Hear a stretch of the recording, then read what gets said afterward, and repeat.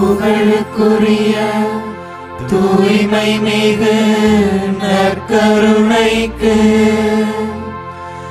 எல்லா காலமும்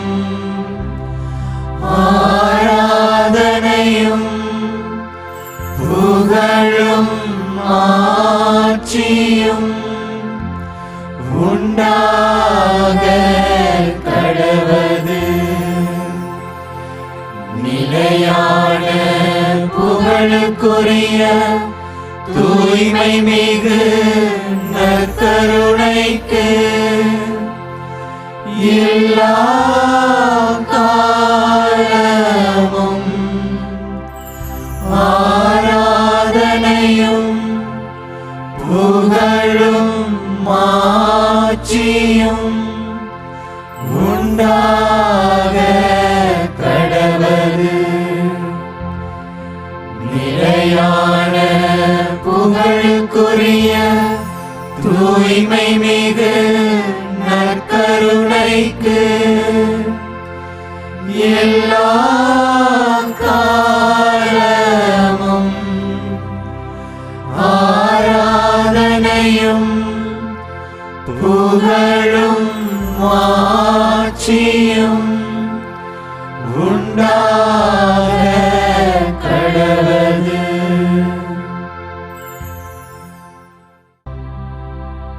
திருப்பாடல் 121 இவ்வாறாக வாசிக்கின்றோம். மலைகளை நோக்கி என் கண்களை உயர்த்துகிறேன், எனக்கு உதவி எங்கிருந்து வரும் என்று. விண்ணையும் மண்ணையும் உண்டாக்கிய ஆண்டவரிடமிருந்தே எனக்கு உதவி வரும். இந்த ஒரு மணி நேரம் நாம் இந்த ஆண்டவருடைய உதவியை தேடி, இந்த ஆண்டவருடைய உடனிருப்பை நாடி, ஆண்டவருக்கு முன்பாக நாம் முழங்கால் படியிட்டு இருக்கின்றோம். இந்த நேரத்திலே நம்முடைய உள்ளத்திலே பாரத்தோடும் வேதனைகளோடும் கவலைகளோடும் கண்ணீரோடும் பலவிதமான எதிர்பார்ப்புகளோடும் இந்த ஆண்டவருக்கு முன்பாக இருக்கின்றோம். இந்த ஆண்டவர் நம்மை ஒருபோதும் கைவிடாத தெய்வமாக இருக்கின்றார்.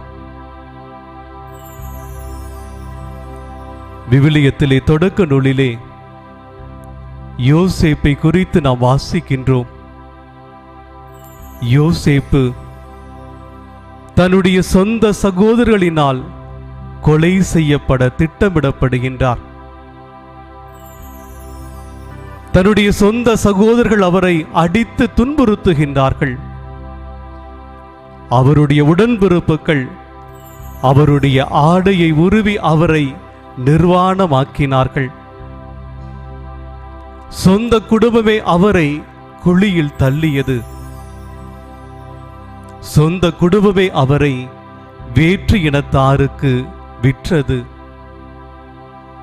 இந்த மனிதனுடைய உள்ளத்தில் எத்துணை வேதனை இருக்கும், எத்துணை போராட்டத்தோடு அந்த மனிதர் இருந்திருப்பார். ஆனால் அவர் பிறரிடம் சென்று புலம்பவில்லை, அழவில்லை. மாறாக என் ஆண்டவர் எனக்கு கொடுத்த அந்த வாக்கை நிச்சயம் என்னுடைய வாழ்விலே நிறைவேற்றுவார் என்கின்ற நம்பிக்கை இருந்தது. உன் சகோதரன் உனக்கு முன்பாக முழங்கால் படியிடுவார்கள், உன்னை வணங்குவார்கள் என்று கடவுள் சொன்ன அந்த வாக்கை மட்டும் அவர் நம்பினார். கடவுள் அவரை கைவிடவில்லை. தொடக்க நூல் 50வது அதிகாரம் 20வது வசனத்திலே யோசேப்புக்கு முன்பாக அவருடைய சகோதரர்கள் முழங்கால் படியிட்ட பொழுது அற்புதமான வார்த்தைகளை அவர் சொன்னார்.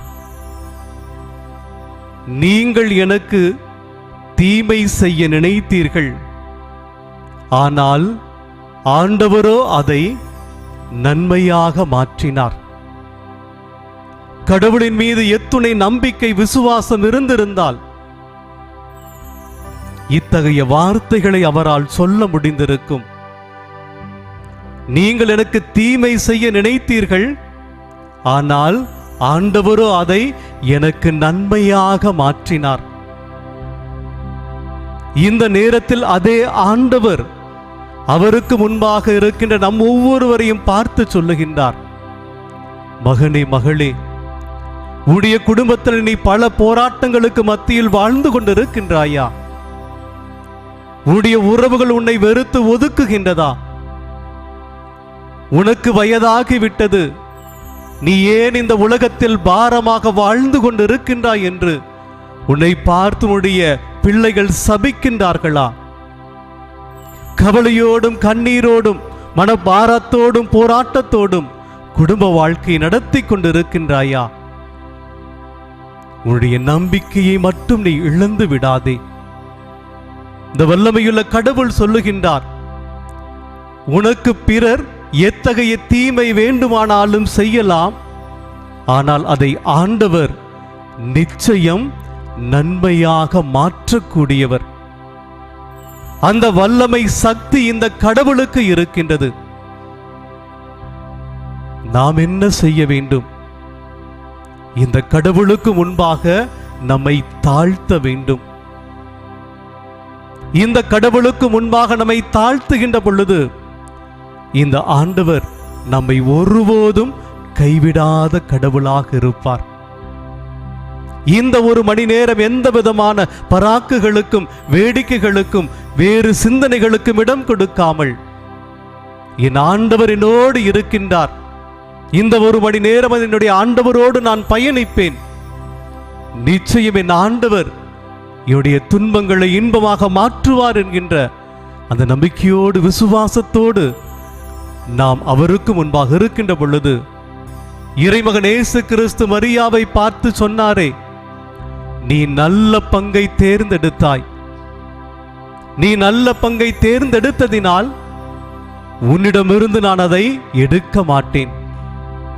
இந்த ஆண்டவரை நாம் இறுக பற்றி கொள்ளுகின்ற பொழுது, இந்த ஆண்டவருடைய பாதத்திலே அமர்கின்ற பொழுது, இந்த ஆண்டவர் மட்டுமே எனக்கு போதும் என்று நாம் வாழ்கின்ற பொழுது, இந்த ஆண்டவர் நம்முடைய வாழ்விலே அதிசயங்களை செய்ய காத்து கொண்டிருக்கின்றார்.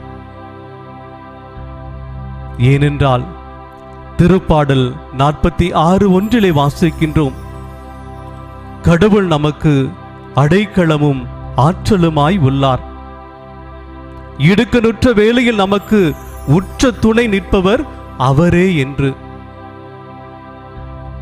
நம்முடைய உள்ளத்தில் இருக்கின்ற எல்லா கவலைகளையும் இந்த நேரத்திலே இந்த ஆண்டவருடைய பாதத்திலே ஒப்பு கொடுத்து, எல்லா வேதனைகளையும் போராட்டங்களையும் இந்த நேரத்திலே இந்த ஆண்டவருடைய பாதத்திலே ஒப்பு கொடுத்து, நேசரே உன் திரு பாதத்தில் அமர்ந்தால் எனக்கு நிம்மதி மட்டுமே என்கின்ற அந்த மகிழ்ச்சியோடு சந்தோஷத்தோடு நாம் ஒவ்வொருவரும் இந்த நேரத்திலே இந்த ஆண்டவரை நாம் ஆராதிப்போமா?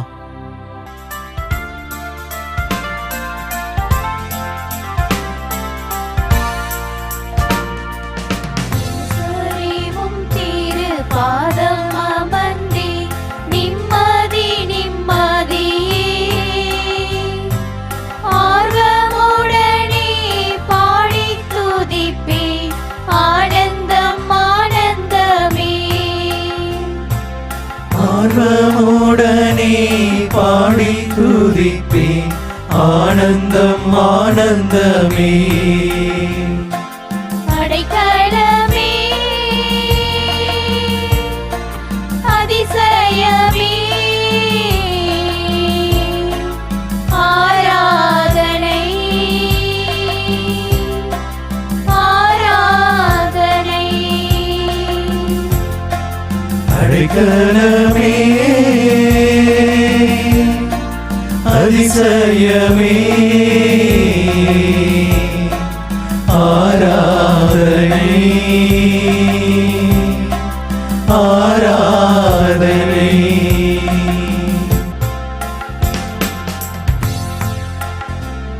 கடவுள் நம்முடைய வாழ்விலே செய்த அனைத்து வல்ல செயல்களையும் நினைத்து பார்ப்போம். ஆண்டவரே, உம்மால் மட்டுமே நான் வாழ்ந்து கொண்டிருக்கின்றேன் என்கின்ற அந்த நம்பிக்கையோடு விசுவாசத்தோடு கடவுள் செய்த அனைத்து நன்மைகளையும் நினைத்து பார்த்த இந்த நேரத்திலே அவருடைய செயல்களுக்காக நாம் நன்றி செலுத்துவோமா?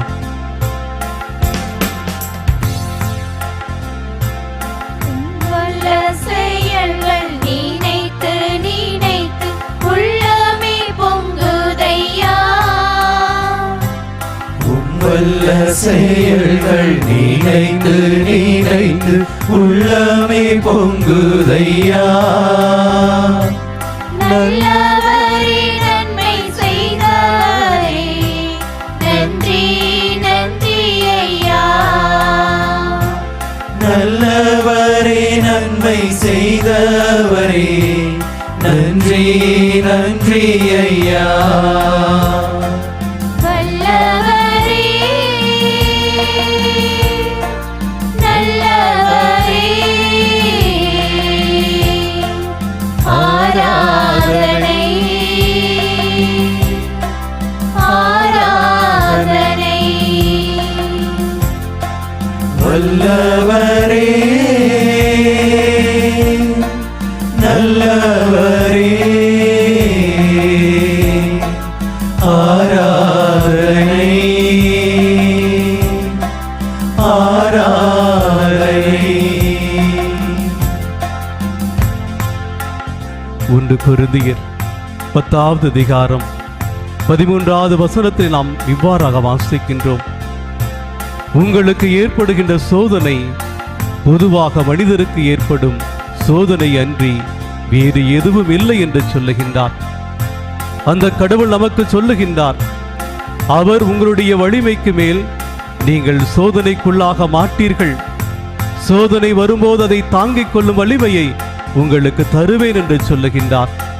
அதிலிருந்து விடுபடக்கூடிய வழியையும் உங்களுக்கு நான் கற்பிப்பேன் என்று சொல்லுகின்றார். நம்முடைய வாழ்விலே வருகின்ற அந்த இன்னல்கள், துன்பங்கள், துயரங்கள், வேதனைகள் அனைத்தையும் இந்த நேரத்திலே இந்த ஆண்டவருடைய பாதத்திலே காணிக்கையாக ஒப்பு கொடுத்து நாம் பாடுவோமா? எத்தனை இன்னல்கள் என் வாழ்வில் வந்தாலும் உண்மை பிரியேனையா. எத்தனை இன்னல்கள் என் வாழ்வில் வந்தாலும் உம்மை பிரியேன் ஐயா. சித்தமே செய்து சாட்சியாய் வாழ்வேன், நிச்சயம் நிச்சயமே. சித்தமே செய்து சாட்சியாய் வாழ்வேன், நிச்சயம் நிச்சயமே. இரட்சகரே இயேசுநாதா, ஆராதனை ஆராதனை. இரட்சகரே இயேசுநாதா, ஆராதனை ஆராதனை. நேசரிவும் திரு பாதம் அமர்ந்தே நிம்மதி நிம்மதி. ஆடவுடனே பாடி துதிப்பே, ஆனந்தம் ஆனந்தமே. ஆர்வமுடனே பாடி துதிப்பே, ஆனந்தம் ஆனந்தமே. கடமே அதிசயமே, ஆராதனை ஆராதனை. அடைக்கலமே அதிசயமே, ஆராதனை ஆராதனை. இந்த வல்லமையுள்ள கடவுளை நாம் ஒவ்வொருவரும் புகழ்ந்து பாடி இருக்கின்றோம். அவர் புகழ்ச்சிக்குரிய கடவுள். அந்த கடவுளுக்கு முன்பாக நாம் தகுதியுள்ள நிலையிலே இருக்க வேண்டும். திருப்பாடல் 32:1 இவ்வாறாக வாசிக்கின்றோம். எவரது குற்றம் மறைக்கப்படுகின்றதோ, எவரது பாவம் மன்னிக்கப்படுகின்றதோ அவர் பேறு பெற்றவர் என்று. இந்த நேரத்திலே கடவுளுக்கு முன்பாக நாம் தகுதியுள்ள பிள்ளைகளாக இருக்க, நாம் செய்த ஒவ்வொரு பாவங்களையும் ஒவ்வொரு குற்றம் குறைகளையும் ஆண்டவருடைய பாதத்திலே எடுத்துரைக்கின்ற நேரம் இது. இந்த நேரத்திலே இந்த வல்லமையுள்ள கடவுள் எப்படி தன்னுடைய பாவத்தை உணரச் செய்தார் என்கின்ற அந்த உன்னதமான நிகழ்வை இந்த நேரத்திலே நாம் கேட்போம். 1273 ஆண்டு இத்தாலி நாட்டிலே நடந்த நிகழ்வு. ஒஃபிதா என்கின்ற அந்த இடத்திலே நடந்தது. இதை ஒஃபிதா புதுமை என்று சொல்லுகின்றார்கள். இத்தாலி நாட்டிலே தம்பதியர் இருக்கின்றார்கள். ரிக்காரெல்லா, ஜியோகோமா. இவர்கள் இருவரும் புதிதாக திருமணம் செய்து கொண்டவர்கள். அந்த மனைவி கடவுளின் மீது அதிக பக்தி கொண்டவள். ஒவ்வொரு நாளும் அவர்கள் திருப்பள்ளிக்கு செல்லுவார்கள். ஆனால் அவருடைய கணவரோ கடவுளின் மீது அவ்வளவு பக்தி இல்லை, விசுவாசம் இல்லை. கடவுளை விட்டு விலகி இருந்தார்கள். ஆனால் இந்த பெண்மணிக்குள் ஆசை, நானும் என் கணவரும் ஒன்றாக ஆலயத்திற்கு செல்ல வேண்டும், இந்த ஆண்டவரை நான் உட்கொள்ள வேண்டும், இந்த ஆண்டவர் தருகின்ற ஆசிரை குடும்பமாக பெற்றுக்கொள்ள வேண்டும் என்கின்ற ஆவல் இருந்தது. இந்த பெண்ணினுடைய ஆவலை அறிந்த ஒருவர் அவரை பார்த்து சொல்லுகின்றார், நீ கோவிலுக்கு போறையில திருப்பலியில பங்கு பெறுகின்றாய், உனக்கு திவ்ய நற்கருணை கொடுக்கின்றார்கள். அந்த திவ்ய நற்கருணை நீ உட்கொள்ளாமல் அதை அப்படி எடுத்து வந்து உன் கணவன் உணவு அருந்துகின்ற பொழுது அந்த உணவோடு அதை கலந்து வை என்று சொல்லுகின்றார்கள். இந்த பெண்மணி உண்மையிலுமே நான் தவறு செய்ய போகின்றேன் என்பதை அறியாமல், உணராமல் அந்த பெண்மணி திவ்ய நற்கருணையை தன்னுடைய கரத்தில் எடுத்துக்கொண்டு அவருடைய இல்லத்திற்கு வருகின்றார்கள். இல்லத்திற்கு வந்து அந்த திவ்ய நற்கருணையை பொடியாக மாற்ற வேண்டும். அடுப்பிலே வைத்து அதை சூடுபடுத்துகின்றார்கள். அந்த பெண்மணி சூடுபடுத்த அந்த அப்பம் சதையாக மாறுகின்றது. இரத்தமானது கொதித்து அப்படியே குப்பிளி குப்பிளியா வருதுகின்றது. அந்த பெண்மணிக்கு என்ன செய்வதென்று தெரியவில்லை. பயத்தில் ஒரு பாத்திரத்தில் சதையை போட்டு பீரோக்குள்ள வச்சிடறாங்க. ஏன்னா கணவன் வருகின்றான்.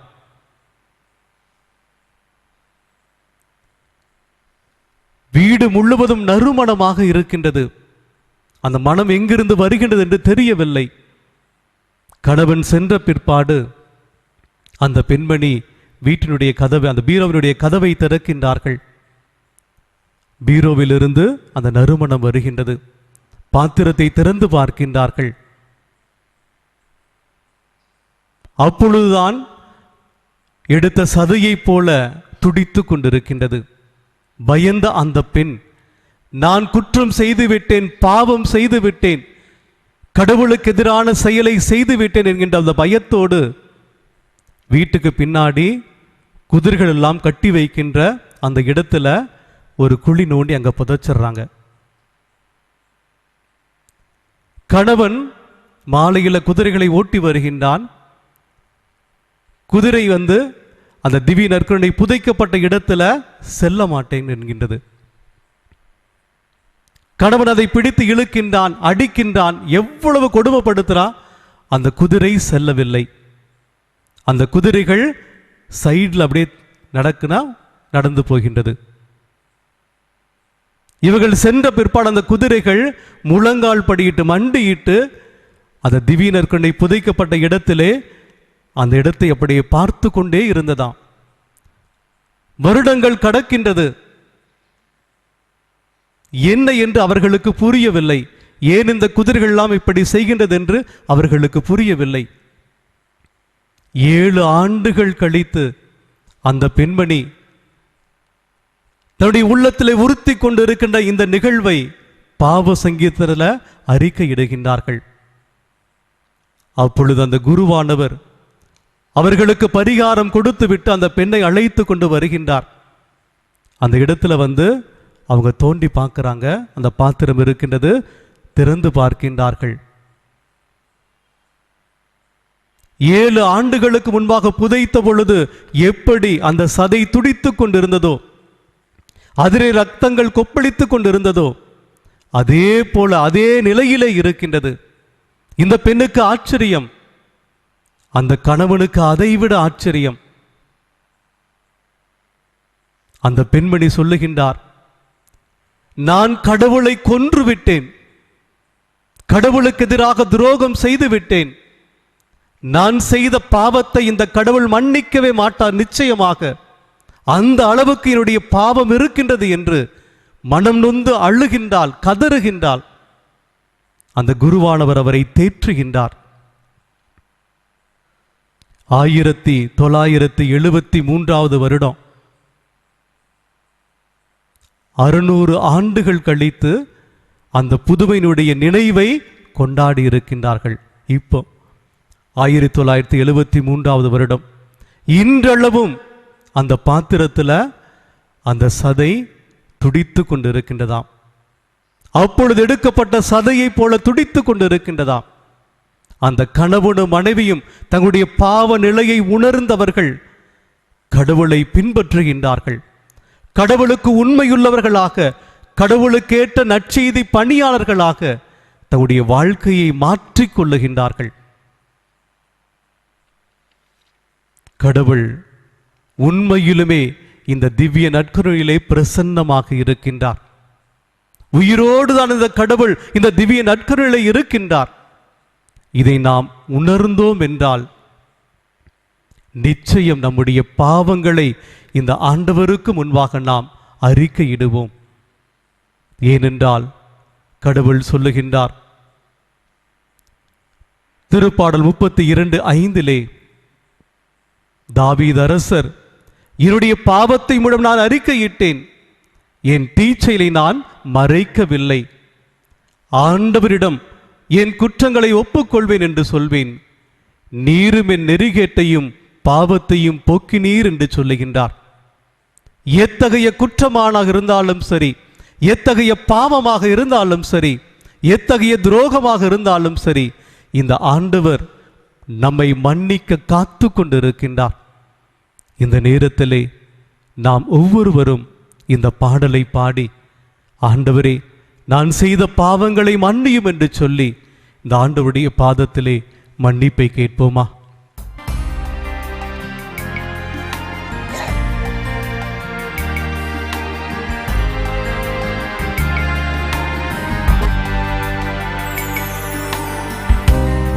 செய்த பாவங்களையும் நான் செய்த குற்றங்களையும் நினையாதையும் இயேசுவே, நினையாதையும் இயேசுவே. நான் செய்த பாவங்களையும் நான் செய்த குற்றங்களையும் நினையாதையும் இயேசுவே, நினையாதையும் இயேசுவே.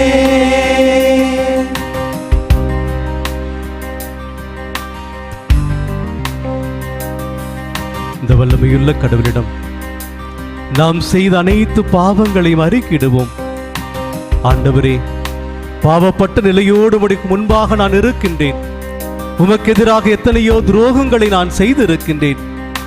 என்னுடைய உடலினால் செய்யக்கூடாத பாவங்கள் பலவற்றை செய்து உம்மை நான் காயப்படுத்தி இருக்கின்றேன். ஆண்டவரே, என்னுடைய குற்றங்கள் ஒவ்வொன்றையும் நீர் மன்னியும் ஆண்டவரே. நான் மனசோர்வோடு உடைய பாதத்தில் இருக்கின்றேன் ஆண்டவரே.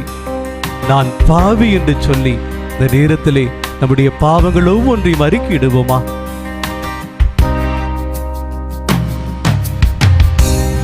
குற்றங்களை ஒப்பு கொடுக்கிறேன்.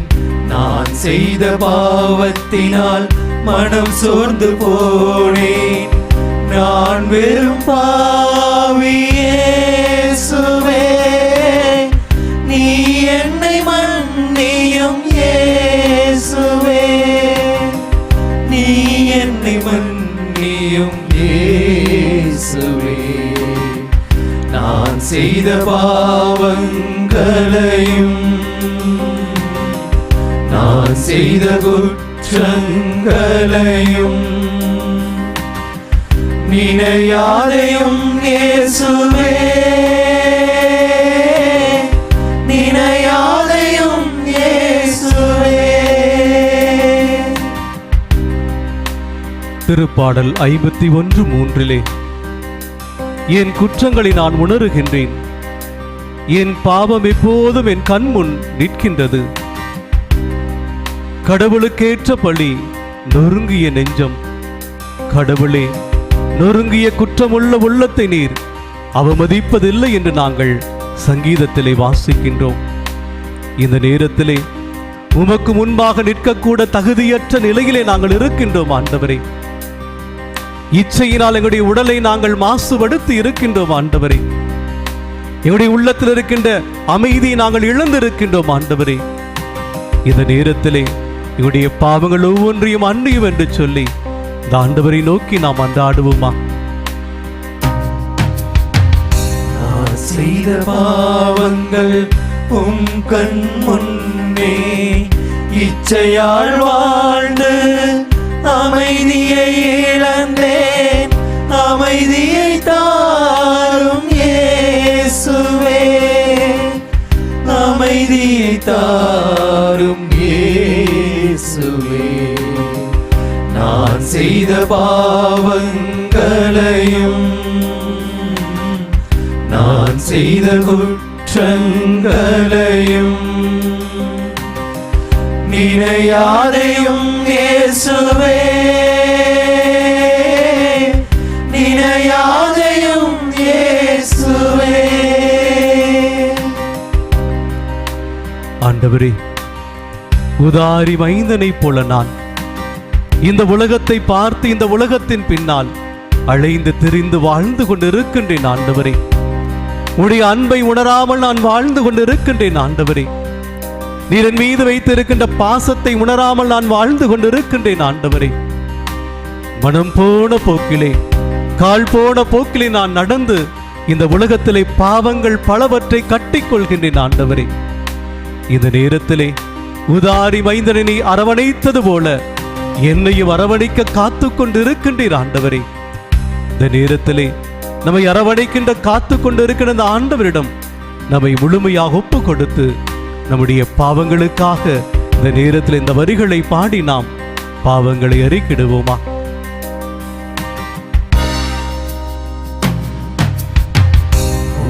அன்பை நான் உதறி சென்றேனே, ஊதாரி மைந்தனை போல் அலைந்து வந்தேனே.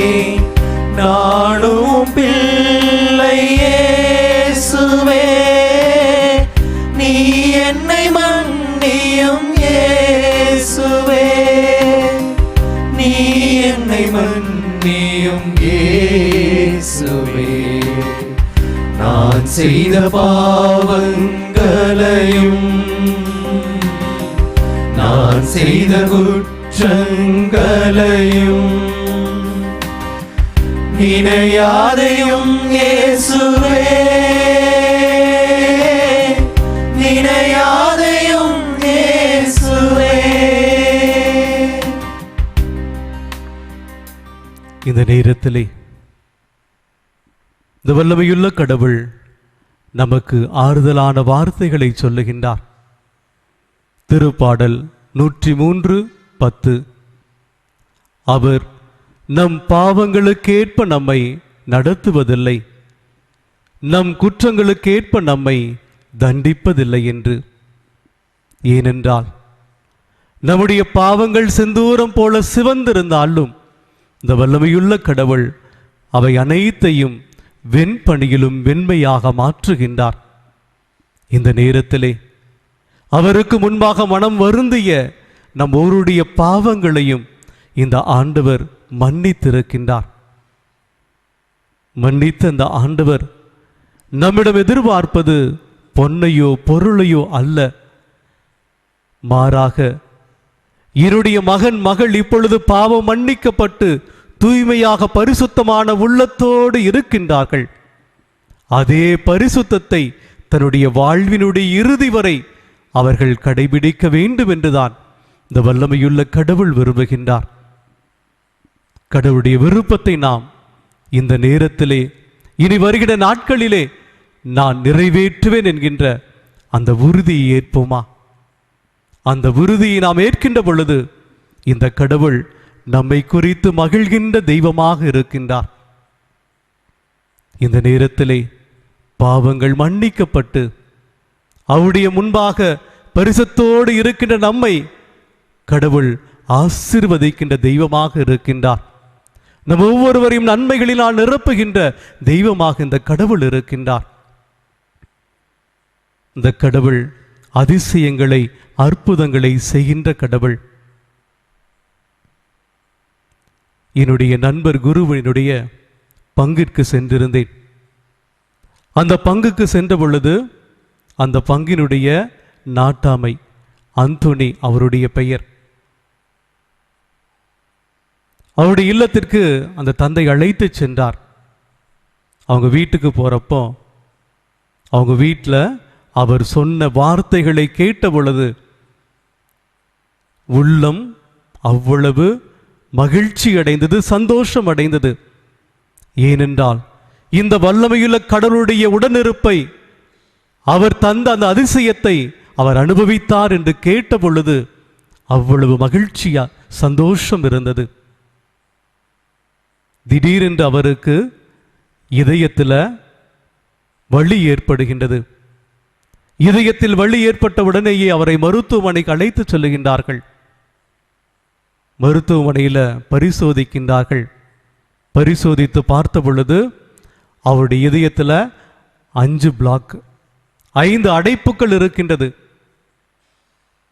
மருத்துவர்கள் சொல்றாங்க, விரைவாக நீங்கள் அறுவை சிகிச்சை செய்ய வேண்டும், ஓப்பன் ஹார்ட் சர்ஜரி பண்ணணும்.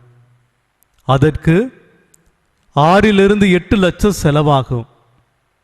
ஆகவே தயாராகுங்கள் என்று மருத்துவர் சொல்லிவிட்டார். இவர் அப்பதான் அவருடைய பையனுக்கு ஒரு கடை வச்சு கொடுத்திருக்கிறாரு, இருந்த பணத்தை வைத்து. அவருக்கு என்ன செய்வதென்று தெரியவில்லை. அவரு சோகத்தூர் போயிருக்கிறாரு. சோகத்தூர்ல போய் திவ்யநற்கருணை ஆராதனை அந்த சமயத்தில் இந்த வல்லமையுள்ள கடவுளை பார்த்து உருக்கமாக அவர் வேண்டி இருக்கின்றார். அப்பொழுது திவ்யநற்கருணை ஆராதனை நடத்தி கொண்டிருந்த அருட்தந்தை சொல்லி இருக்கின்றார், இந்த இடத்தில் ஒருவருக்கு இதயத்திலே அடைப்பு இருக்கின்றது, அந்த நபரை கடவுள் தொடுகின்றார். கடவுளுடைய அற்புதம் அதிசயத்தை அவர் நிச்சயம் அனுபவிக்கப் போகின்றார். இந்த வார்த்தை அந்த அருட்தந்தை சொன்ன பொழுது இந்த வார்த்தை எனக்காக கடவுள் சொல்லுகின்றார் என்று அவர் மகிழ்ந்தார், சந்தோஷப்பட்டார். அந்த நாட்கள் அவர் ஓடி ஓடி திவ்யநற்கருணை ஆசிரியருக்காக திவ்யநற்கருணை ஆண்டவரை சந்திக்க வேண்டும் என்று அவர் அடிக்கடி சென்று கொண்டிருந்திருக்கிறார். வீட்டுக்கு வந்தாரு. மருத்துவர் குறித்த அந்த தேதி வருகின்றது. மருத்துவமனைக்கு போறாங்க. அங்கு அவர் பரிசோதிக்கப்படுகின்றார். மருத்துவர்களுக்கெல்லாம் பயங்கர ஆச்சரியம். 5 அடைப்புகள் இருந்துச்சு. ஆனால் இப்பொழுது அவை குறைந்து காணப்பட்டுச்சு. அறுவை சிகிச்சை செய்ய வேண்டிய தேவை இல்லை.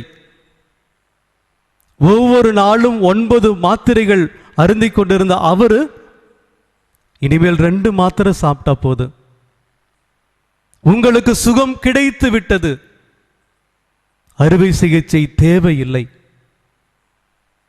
கண்ணீரோடு அந்த நபர் சொன்ன பொழுது உண்மையிலுமே இந்த வல்லமையுள்ள கடவுள் ஒவ்வொரு திவ்ய ஆராதனையின் பொழுதும் அற்புதங்களை அதிசயங்களை நிகழ்த்தி கொண்டுதான் இருக்கின்றார்.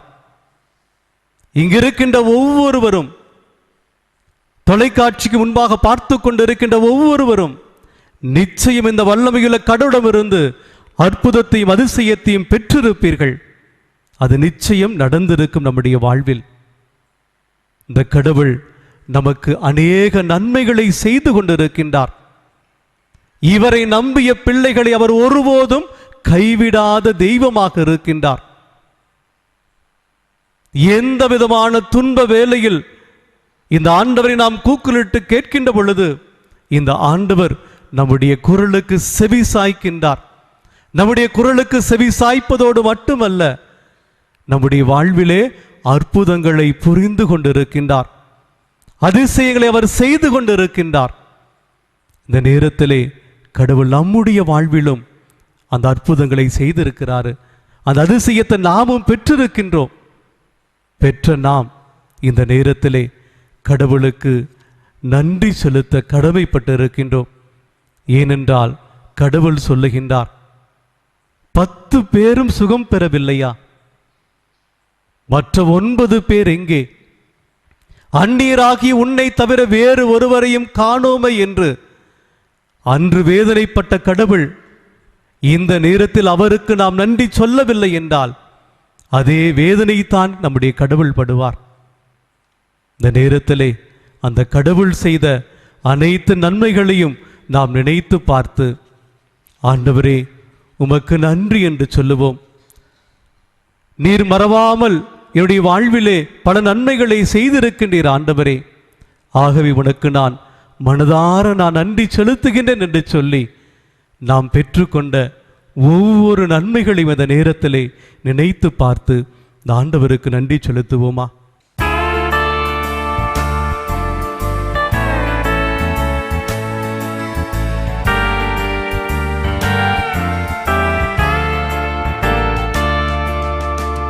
மறவாமல்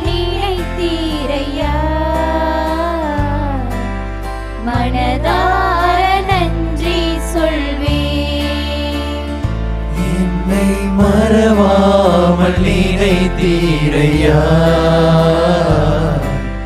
மனதார நன்றி சொல்வேன். இரவும் பகலும் என்னை நினைத்து இதுவரை நடத்தினீரே. இரவும் பகலும் என்னை நினைத்து இதுவரை நடத்தினீரே. நன்றி நன்றி ஐயா, கோடி கோடி நன்றி ஐயா.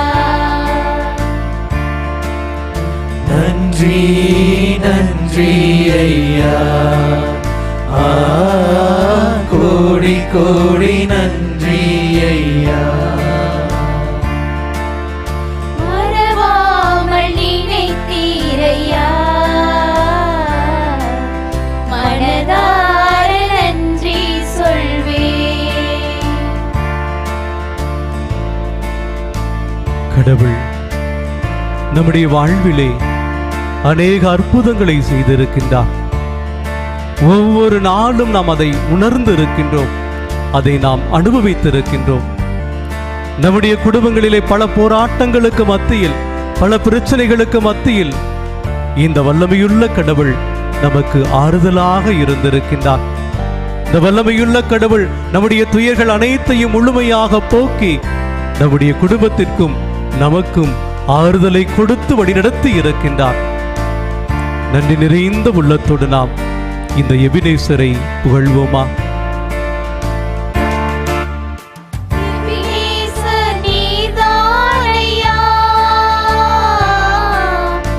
இதுவரை உதவினீரே,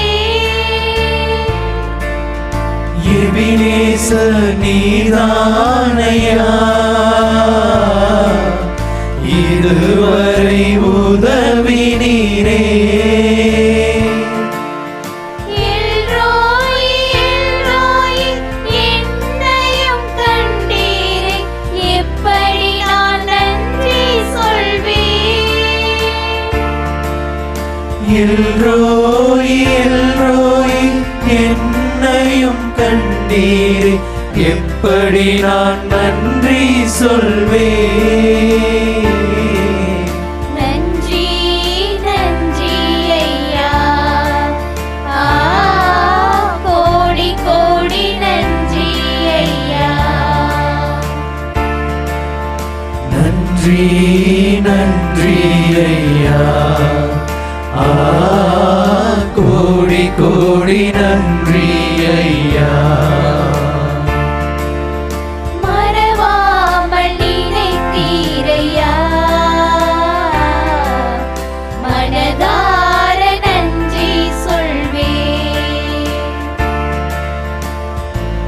நம்முடைய குடும்பத்திலே எத்தனையோ தடைகள் இருந்திருக்கின்றது. பல நேரங்களில் நாம் சோர்ந்து காணப்பட்டிருக்கின்றோம். நம்முடைய வேதனையினால் வழியினால் நாம் துவண்டு போயிருக்கின்றோம். இப்படிப்பட்ட நேரங்களில் எல்லாம் இந்த வல்லமையுள்ள கடவுள் நம் ஒவ்வொருவரையும் தூக்கி தாங்கி வழிநடத்தி இருக்கின்றார். உன்னுடைய காலிடராதபடி உன்னை நான் தாங்கிக் கொள்வேன் என்று சொன்ன இந்த வல்லமையுள்ள கடவுள் நம்முடைய வாழ்வை அவர் தாங்கிக் கொள்ளுகின்றார். எல்லா இடர்பாடுகளின் மத்தியிலும் இந்த வல்லமையுள்ள கடவுள் நம் ஒவ்வொருவரையும் அற்புதமாய் அதிசயமாய் நம்மை காத்து வழி நடத்தி இருக்கின்றார். இந்த நேரத்திலே நம்முடைய தடைகள் எல்லாவற்றையும் தகர்த்த அந்த வல்லமையுள்ள கடவுளுக்கு நாம் நன்றி நிறைந்த உள்ளத்தோடு இந்த வார்த்தைகளை பாடி நாம் அவரை புகழ்வோமா?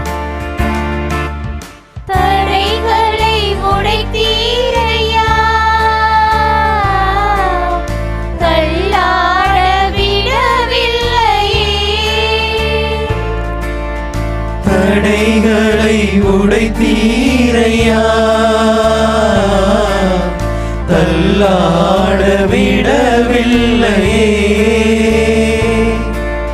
சோர்ந்து போன நேரமெல்லாம் தூக்கி என்னை சுமந்து வாக்கு தந்து தேற்றினீரே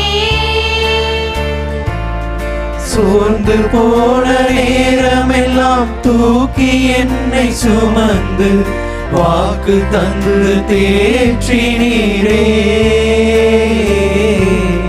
நன்றி நன்றி ஐயா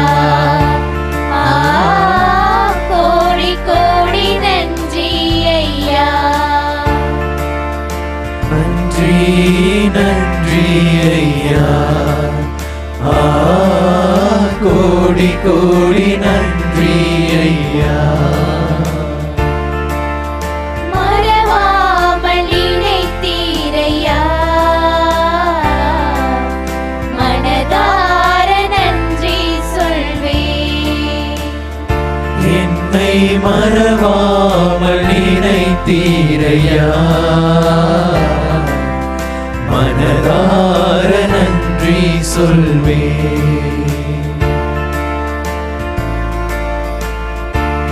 கடவுளுக்கு நாம் இந்த நேரத்திலே நன்றி செலுத்தி இருக்கின்றோம். கடவுள் நம்முடைய நன்றியை ஏற்றுக்கொண்ட தெய்வமாக இருக்கின்றார். கடவுளுடைய அந்த ஆசிரை அருளை பெறுவதற்கு முன்பாக கடந்த மாதத்தில் எங்களுடைய மறை மாவட்டத்தில் குருக்களுக்கான தியானம் நடந்தது.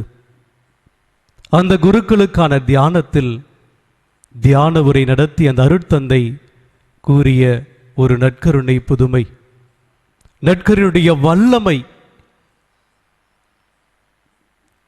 1932 வருடம் பிறந்தவர் ராபர்ட் தே கிராண்டிஸ்.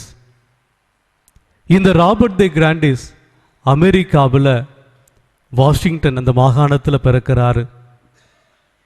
இவர் கடவுள் பக்தி அவ்வளவாக இல்லை இவருக்கு. அமெரிக்காவில் நாசா விண்வெளி மையத்தில் இவர் பணி செய்து கொண்டிருக்கின்றார். நாசாவில் பணி செய்ய வேண்டுமானால் புதிய புதிய கண்டுபிடிப்புகளை அவர்கள் கண்டுபிடிக்க வேண்டும். பலவிதமான ஆராய்ச்சிகளை அவர்கள் செய்ய வேண்டும். இந்த ராபர்ட் தி கிரேண்டிஸ் என்ன செய்கின்றார் என்றால், ஒவ்வொரு மனிதனுக்குள்ளும் மனிதனுடைய சக்தி, எனர்ஜி லெவல், அதை குறித்து அவர் ஒரு ஆராய்ச்சி செய்கின்றார். அதாவது ஒரு மனிதன் இறப்பதற்கு அரை மணி நேரத்திற்கு முன்பாகவே அவனுடைய உடல்ல இந்த எனர்ஜி லெவல், அந்த சக்தி குறைந்து விடுமாம், முழுமையாக குறைந்து விடுமாம்.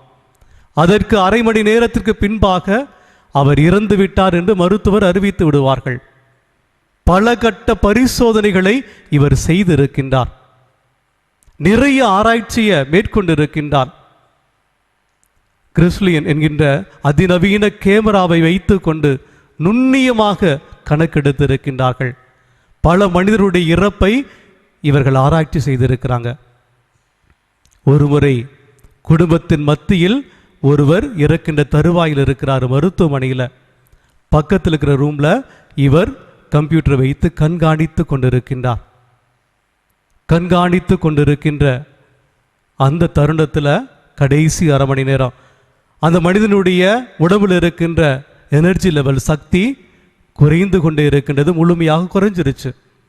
இன்னும் அரை மணி நேரத்தில் செத்து போயிட்டான்னு அறிவிக்க போறாங்க. 1/4 மணி நேரம் முடிஞ்சிச்சு. திடீரென்று அந்த மனிதனுடைய உடலில் எனர்ஜி லெவல், அந்த சக்தி அதிகமாகி கொண்டே இருக்குது. இவருக்கு பயங்கர ஆச்சரியம். அங்கிருந்து ஓடி வருகின்றார். இவருக்கு என்ன நடந்துச்சு? இன்னும் அரை மணி நேரத்தில் செத்து போயிடுவாருன்னு அறிவிக்க போறாங்க. இவருடைய உடம்புல அந்த சக்தி லெவல் அதிகமாகிக்கொண்டே இருக்குதே, எப்படி என்று கேட்டார். அப்பொழுது அந்த குடும்பத்தில் இருக்கிறவங்க சொன்னாங்க, இப்பொழுதுதான் ஒரு குருவானவர் வந்தார். குருவானவர் வந்து அவருக்கு திவ்ய நற்கருணை கொடுத்தார். திவ்ய நற்கருணை உட்கொண்ட உடனேயே அவருடைய உடலில் சக்தி அதிகமாகிக் கொண்டே இருந்தது. கடவுளுடைய வல்லமை அவருடைய உடம்பில் முழுமையாக இறங்கிக் கொண்டிருந்தது. அவருக்கு பயங்கர ஆச்சரியம். இந்த மனிதர் என்ன செய்கிறாருன்னா, திவ்ய நற்கருணை குறித்து ஆராய்ச்சி செய்ய ஆரம்பிச்சிடுறாரு. கடைசியாக அவர் சொல்றாரு, இந்த திவ்ய நற்கருடைய பிரசன்னம் எங்கெல்லாம் இருக்கின்றதோ அங்கெல்லாம் வல்லமை பறந்து காணப்படுகின்றது. இந்த திவ்ய நற்கருணை பிரசன்னத்துக்கு முன்பாக அமர்ந்திருக்கின்றோம் என்றால் நம்மை சுற்றி கடவுளுடைய வல்லமை முழுமையாக நிறைந்து காணப்படுகின்றது. இந்த மனிதர் 1959 வருடம் குருவாக மாறிவிடுகின்றார். இந்த நற்கருணை ஆண்டவருக்கு நான் முழுமையாக சாட்சியாக இனி என்னுடைய வாழ்நாள் முழுவதும் வாழப் போகின்றேன் என்று சொசைட்டி ஆஃப் செயின்ட் ஜோசப் அந்த சபையில் அவர் குருவாக மாறுகின்றார். இந்த நேரத்தில் நமக்கு முன்பாக பிரசன்னமாக இருக்கின்ற இந்த வல்லமையுள்ள கடவுளுடைய அருள், இரக்கம், ஆசீர் இந்த ஆலயம் முழுவதிலும், அவருக்கு முன்பாக அமர்ந்திருக்கின்ற ஒவ்வொரு இல்லங்களிலும் பரவி இருக்கின்றது. இந்த நேரத்திலே அந்த பிரசன்னத்தை நாமும் உணர அனைவரும் முழங்கால் படியிட்டு இந்த வல்லமையுள்ள தெய்வத்தை நோக்கி நாம் ஜெபிப்போமா? ஜெப வேளையே எந்தன் ஆறுதலே, ஜெபத்தாளே நான் வாழ்ந்திடுவேனே, ஜெப வாஞ்சையை தாரும் தேவா, ஜெப வாஞ்சையை தாரும் தேவா, ஜெப ஆவியை தாரும் நாதா, ஜெப ஆவியை தாரும் நாதா, ஜெப வேளையே எந்தன் ஆறுதலே, ஜெபத்தாளே நான் வாழ்ந்திடுவேனே, ஜெப வாஞ்சையை தாரும் தேவா, ஜெப வாஞ்சையை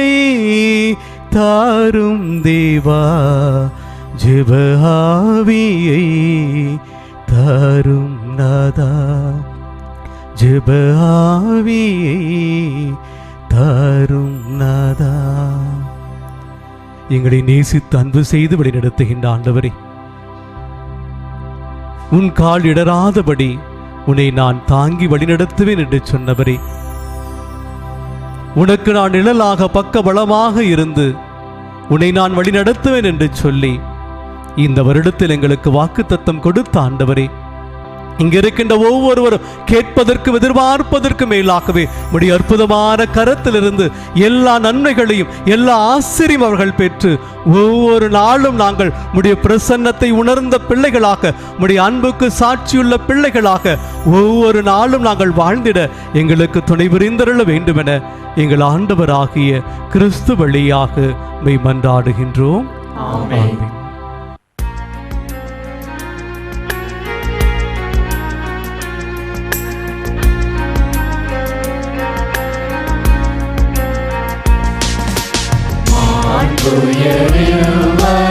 அடையாளத்தை தாழ்ந்து பணிந்து ஆராதிப்போம். பழைய நியம முறைகள் அனைத்தும் இனி மறைந்து முடிவு பெறுக. புதிய நியம முறைகள் வருக. புலங்களாலே மனிதன் இதனை அறிய இயலா.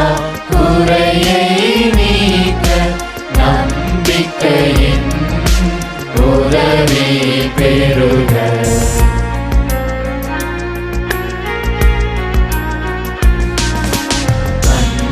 தந்தையவர்க்கும் மகனவர்க்கும் புகழ்ச்சியோடு வெற்றியாக்கும். மீட்பின் பெருமை மாட்சிமையோடு வலிமை வாழ்த்து யாவுமாக. இருவரிடமாய் வருகின்றவராம் தூய ஆவி ஆனவர்க்கும் அளவில்லாத சம புகழ்ச்சி என்றுமே உண்டாகுக.